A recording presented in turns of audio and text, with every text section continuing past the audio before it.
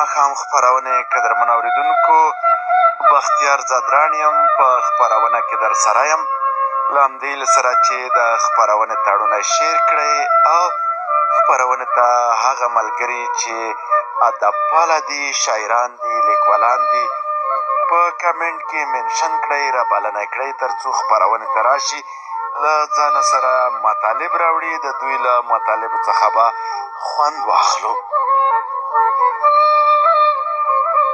راګرځو د ښاغلي اوازګل اپریدي صاحب په زړه پورې غزل ته. راځئ اورو یې چې څه راته لیکي.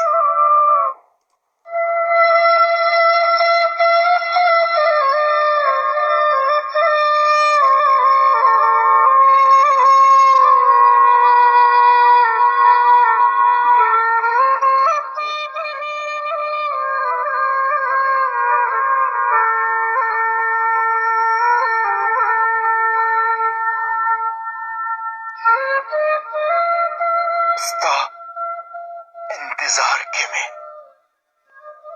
ړندې سترګې شوې، ستا انتظار کې مې ړندې سترګې شوې، د اوښکو ډکې مې ډیوې سترګې شوې.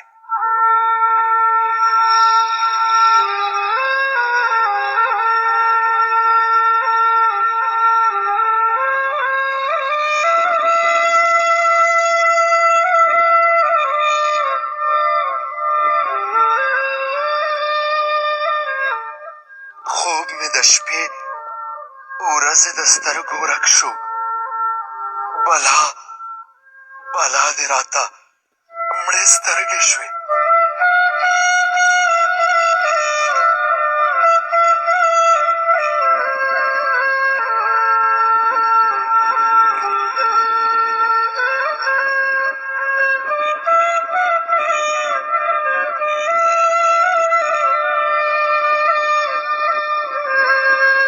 زما د زړه کنډر دی هله وکړو، زما د زړه کنډر دی هله وکړو، چې دې ناڅاپه راکږې سترګې شوې.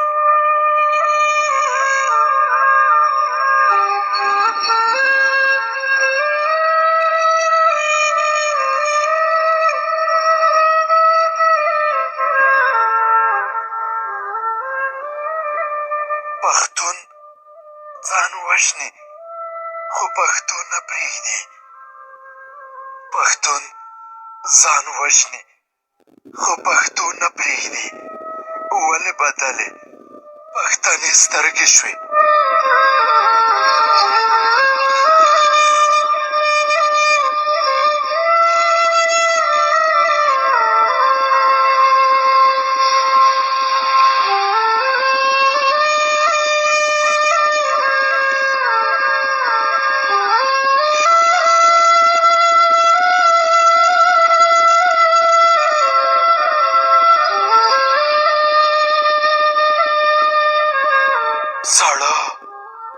زړه حوصلې ځکه کوم چې را په یاد پخواني سترګې شوې، سترګې کړه ښخې نن زما سترګو کې، ډېر مې تا باندې خوږې سترګې شوې.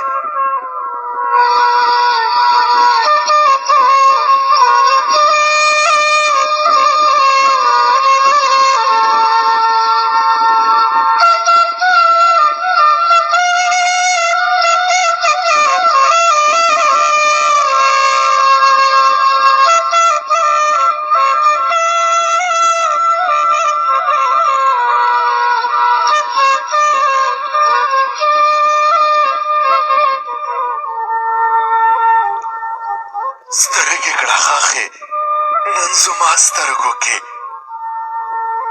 ډېرې مې تا باندې خوږې سترګې شوې. زه اوازګل به نور هېڅ نه غواړم، زه اوازګله به نور هېڅ نه غواړم، ستا په دیدار که مې مړې سترګې شوې، ستا په دیدار که مې مړې سترګې شوې.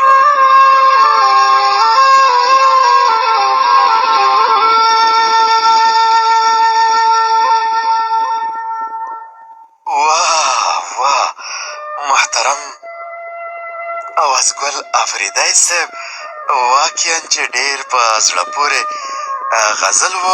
ولې به نه وي په زړه پورې چې د ښاغلي خاطر افریدي صاحب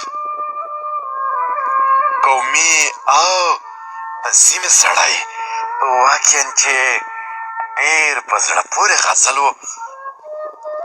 زه یقین لرم چې د قدرمنو اورېدونکو به د ښاغلي اوازګل افریدي صاحب غزل ډېر خوښ شوی وي. ډېر په زړه پورې روان چوست او ښکلی غزل و.